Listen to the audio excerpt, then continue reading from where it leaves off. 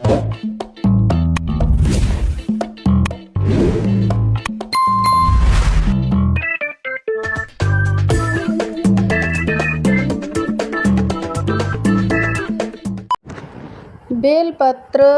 भगवान शिव को इतना प्रिय क्यों है? बेलपत्र की पौराणिक कथा। सावन में बेलपत्र चढ़ाने का महत्व। हर हर महादेव, जय भोलेनाथ। दोस्तों, सावन का पावन महीना चल रहा है। इस महीने में लाखों श्रद्धालु भगवान शिव का जल अभिषेक करते हैं और बेलपत्र अर्पित करते हैं। लेकिन क्या आपने कभी सोचा है कि आखिर भगवान शिव को बेलपत्र इतना प्रिय क्यों है? क्या इसके पीछे कोई पौराणिक कथा है? आज की इस वीडियो में हम जानेंगे बेलपत्र की अद्भुत पौराणिक कथा, उसका धार्मिक महत्व, बेलपत्र चढ़ाने के नियम और सावन में इसे अर्पित करने का महत्व।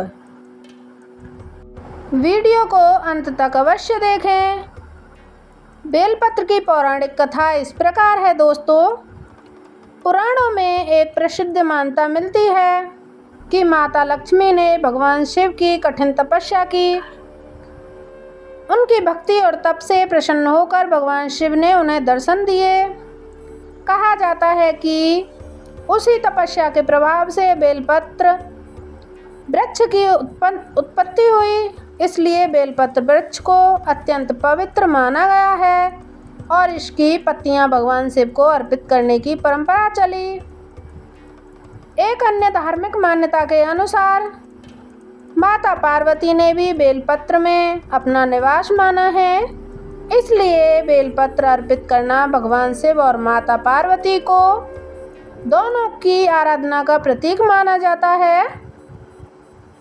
शिव पुराण में बेलपत्र का महत्व इस प्रकार बताया गया है। शिव पुराण के अनुसार जो भक्त श्रद्धा और सच्चे मन से भगवान शिव को बेलपत्र अर्पित करता है उसे विशेष पुण्य की प्राप्ति होती है।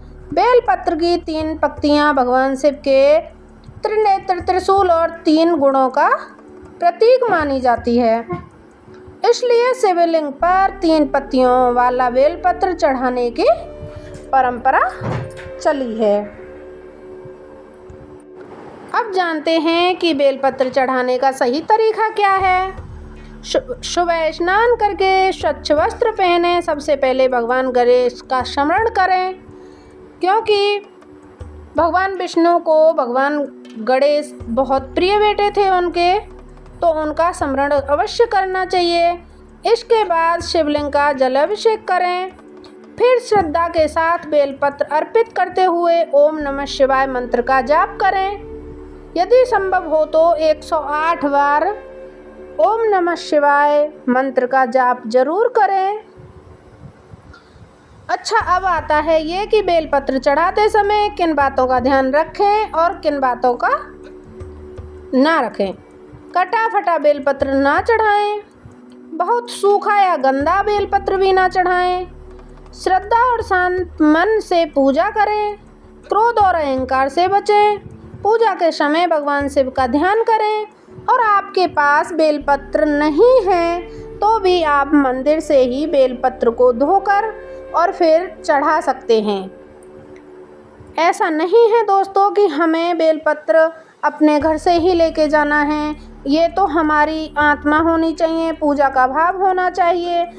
इसलिए हमें मंदिर से भी बेलपत्र चढ़ाने का अनुमति दी गई है।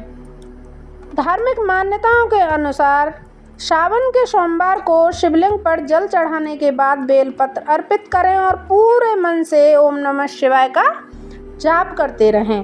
कई श्रद्धालु इस दिन दान, सेवा और संयम का पालन भी करते हैं। माना जाता है कि भक्ति और सदाचार के साथ की गई पूजा का विशेष महत्व होता है। बेलपत्र की एक और लोक कथा बताती हूँ आपको। एक लोक कथा के अनुसार एक शिकारी जंगल में शिकार की तलाश में गया। रात होने पर वह एक बेल वृक्ष पर चढ़ गया। उसे पता नहीं था कि उस वृक्ष के नीचे एक शिवलिंग स्थापित है।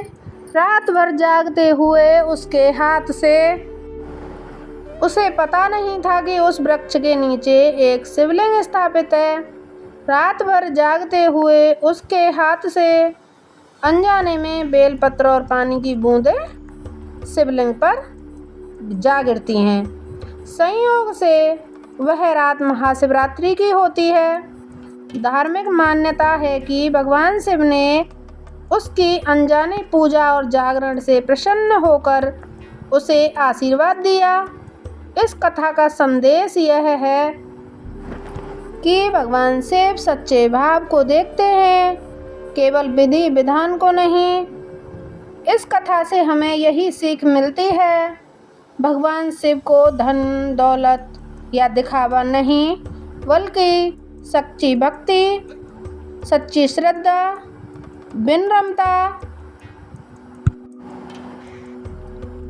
निष्कपट भक्ति प्रिय है। यदि मन पवित्र हो तो छोटी सी पूजा भी महान फल देती है। दोस्तों, बेलपत्र केवल एक पत्ता नहीं, बल्कि भगवान शिव के प्रति श्रद्धा और समर्पण और भक्ति का प्रतीक माना जाता है।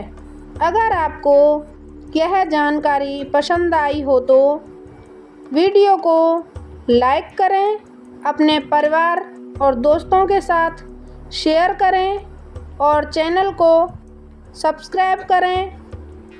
कमेंट में ज़रूर लिखें हर हर महादेव। भगवान भोलेनाथ आप सभी की मनोकामनाएं पूर्ण करें। कमेंट बॉक्स में ज़रूर लिखें हर हर महादेव।